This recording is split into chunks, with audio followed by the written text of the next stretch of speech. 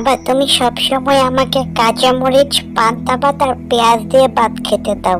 আমি আর এগুলা খাবো না। তুমি জানো বাবা, আমার বন্ধুরা প্রতিদিন টিফিনের সময় কত ভালো ভালো খাবার খায়। তোমরা তো আমাকে টিফিনের সময় কিছুই দিতে পারো না, আবার বাড়িতেও কোনো ভালো খাবার দিতে পারো না।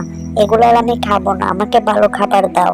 ওগো শোনো না, কালকে না তুমি কর্তাবাবুর বাড়িতে কাজ করেছো, ওইখান থেকে যে টাকাটা পেয়েছো, ভালো কিছু নিয়ে আসো। ছেলেটাও কতদিন ধরে ভালো কিছু খায় না। আচ্ছা ঠিক আছে, তোমরা থাকো, আমি বাজার থেকে এক্ষুনি ভালো কিছু নিয়ে আসতেছি।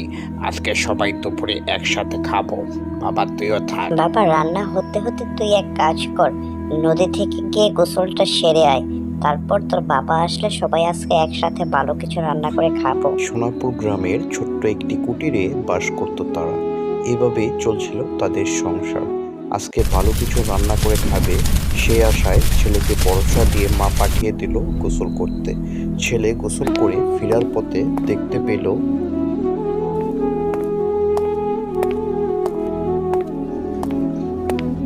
এই বিড়াল ছানাটা এখানে পড়ে রয়েছে কেন?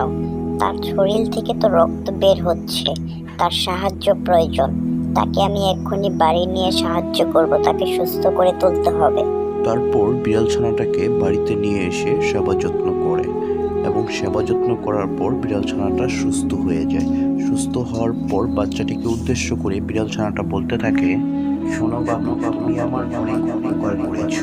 আমি সাধারণ কোনো বিড়াল ছানা নই, আমি অদ্ভুত বিড়াল ছানা।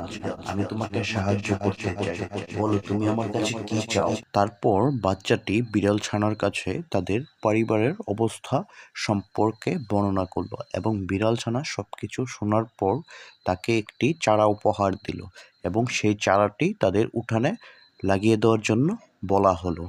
এভাবেই একদিন চলে গেল। পরের দিন সকালবেলা বাবা, বাবা, মা, মা, দেখে যাও, তাড়াতাড়ি বাইরে এসো, দেখে যাও আমাদের নতুন চারা গাছে কত আপেল হয়েছে। তাড়াতাড়ি বাইরে এসো। হ্যাঁ রে বাবা, তুই তো ঠিকই বলেছিস। তোর বন্ধুর দেওয়া উপহার চারা গাছে তো অনেক আপেল হয়েছে। আমাদের মনে হয় আর দুঃখ কষ্ট থাকবে না বাবা। এই আপেল বিক্রি করে আমাদের সংসার ভালোভাবে চলে যাবে। বাজারে আপেল বিক্রি করে তাদের ভালোভাবেই কেটে যাচ্ছিল দিন এবং কাল। কিন্তু পাশের কানাই সেটা লক্ষ্য করলো এবং দেখতে পেল প্রতিদিন নগেন আপেল বিক্রি করতেছে এবং সেই আপেল কোত্থেকে আসতেছে তার মাথায় যেন ভূত চাপলো। আড়াল থেকে সে সবকিছু দেখতে পেল এবং সে চিন্তা করলো আজকে রাত্রেই সবগুলো আপেল সে চুরি করে নিয়ে যাবে এবং আপেল গাছটা কেটে দেবে, যেন তাদের আবার আগের মতো অবস্থা হয়ে যায়। এরে বন্ধু, তুই এই আপেল বিক্রি করে ধনী হয়ে যাবি আর আমি গরিব থেকে যাব, তা তো কোনোদিন হবে না রে বন্ধু। এক্ষুনি তোর আপেলগুলো আমি চুরি করে নিয়ে যাবো আর গাছটা কেটে যাব, তারপর দেখি তুই কিভাবে আপেল বিক্রি করিস।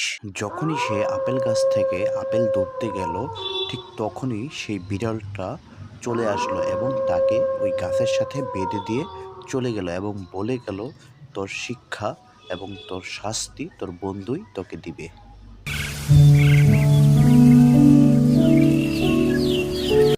কিরে বন্ধু, তুই আমার গাছের সাথে এইভাবে তোকে কে বেঁধে রেখেছে? তোর কি হয়েছে বন্ধু? আমাকে সব কিছু খুলে বল। আর তুই আমার বাড়িতে কি করতেছিস? বন্ধু, আমার ভুল হয়েছে বন্ধু, আমাকে মাফ করে দে। আমি লোভ করেছিলাম বন্ধু, তোর গাছ থেকে আপেল চুরি করতে এসেছিলাম। তারপর ওই বিড়ালটা এসে আমাকে গাছের সাথে বেঁধে দিয়ে গেছে। বন্ধু, আমাকে বাঁধন খুলে দে আর আমাকে ক্ষমা কর। আমি আর কখনো এরকম করব না। অন্যের জিনিসের প্রতি কখনো আমি লোভ করব না। আমাকে মাফ কর। তারপর সে তার ভুল বুঝতে পারে এবং তার বন্ধুর কাছ থেকে ক্ষমা নেয় এবং তার বন্ধু মহৎ ছিল, সে তার বন্ধুকে ক্ষমা করে দেয়। এভাবেই তাদের সংসার ভালোভাবে কেটে যাচ্ছিল।